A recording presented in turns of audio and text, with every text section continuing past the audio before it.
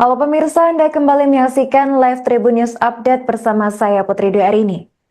Pelaku pembunuhan dan mutilasi ibu serta anak kandung di Desa Cibanteng, Kecamatan Sukaresmi, Kabupaten Cianjur berhasil ditangkap oleh polisi.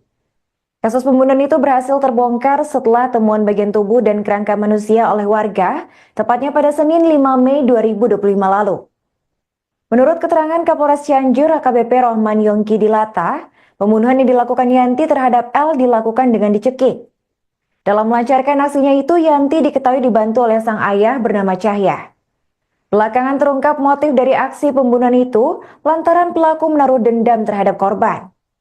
Untuk informasi selengkapnya, kita sudah terhubung dengan wartawan kami dari Tribun Jabar, yaitu Fauzi Noviandi. Baik rekan Fauzi, silakan untuk laporan selengkapnya. Terima kasih Arin, selama Anda berada. Diketahui seorang ibu rumah tangga di Kampung Cibanteng, di Kampung Cikadongdong, Desa Cibanteng, Kecamatan Sukaresmi, Kabupaten Cianjur, diamankan setelah terbukti membunuh ibu sekaligus anak kandungnya sendiri. Dalam aksinya, pelaku yaitu Yanti dibantu oleh sang ayah yaitu Cahya.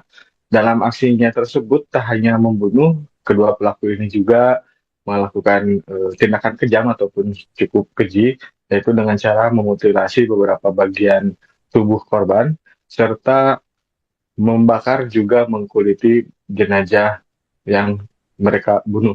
Perbuatan ini dilakukan oleh Yanti karena Yanti sendiri sudah menaruh dendam sejak lama. Bahkan Yanti ingat ketika masih berusia 5 tahun, jarang diperhatikan oleh ibu kandung.